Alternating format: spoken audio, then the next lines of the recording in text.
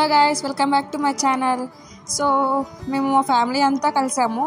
So అందరూ కలిసి కూడా షాపింగ్ వెళ్దామని అనుకున్నాం. ఇంకా మా దగ్గరలో జీవి మాల్ ఉంది, ఇంకా అక్కడికి వెళ్ళిపోయినాం అనమాట.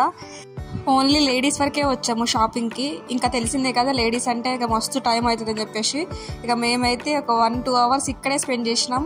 ఇక అమ్మకి పిన్నికి అయితే ఇక వాళ్ళు తిరుగుతూనే ఉన్నారు, వాళ్ళకి మాత్రం ఒక్కటి నచ్చట్లేదు. ఇక చూసి ఇక అమ్మమ్మకి 2 శారీస్ కొనిపెట్టారు, అలాగే వీళ్ళు కొన్ని శారీస్ తీసుకున్నారు. ఇక మా పిన్ని వాళ్ళైతే ఇక 4 మెంబర్స్ కలిపి ఒకటే శారీ తీసుకున్నారు, అంటే ఒకటే మోడల్ తీసుకున్నారు. ఇంకా మా అమ్మ వాళ్ళైతే నేను వీడియో తీస్తున్నాను చెప్పేసి వాళ్ళైతే ఇక ఇట్లా హాయ్ చెప్తున్నారు. ఇంకా ఈ చిన్న పిల్లలు అయితే ఇక మా అమ్మ చుట్టూ తిరుగుతూనే ఉన్నారు, మా అమ్మ ఏదో చెప్తుందని చెప్పేసి. వీళ్ళకి అర్థం కాక, వీళ్ళు మా తమ్ముడు చెల్లి అనమాట.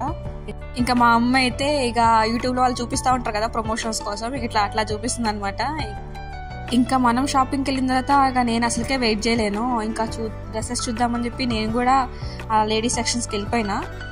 అక్కడికి వెళ్ళిన తర్వాత ఏమైందంటే నాకైతే ఒక్కడ కూడా నచ్చలేదు. బేసిక్గా నేనైతే షాపింగ్కి వెళ్ళానంటే నేను ఏం తీసుకోకుండా అసలు బయటికి రాను. అలాంటిది ఫస్ట్ టైం ఈసారి అయితే నేను ఒక్కడ కూడా తీసుకోలేదు, ఓన్లీ మా అమ్మకి మాత్రమే శారీస్ తీసుకున్నా. ఇంకా మా పిన్ని వాళ్ళైతే షాక్ అయినారు నేను ఈసారి ఏం డ్రెస్సెస్ తీసుకోవాలని చెప్పేసి. ఎందుకంటే వాళ్ళకి తెలుసు నేను ఎక్కడికి పోయినా సరే షాపింగ్కి వెళ్ళానంటే ఖచ్చితంగా డ్రెస్సెస్ తీసుకునే వస్తాను. ఇంకా వాళ్ళైతే ఫుల్ షాక్ అయిపోయినారు నేను ఏం తీసుకోవట్లే అని.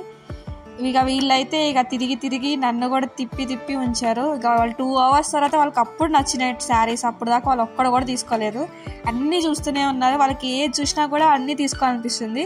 ఇక చివరికి కొన్ని శారీస్ తీసుకున్నారు, మొత్తం కలిపి వాళ్ళు ఒక 20,000 బిల్ చేసినారు అందరు కలిసి.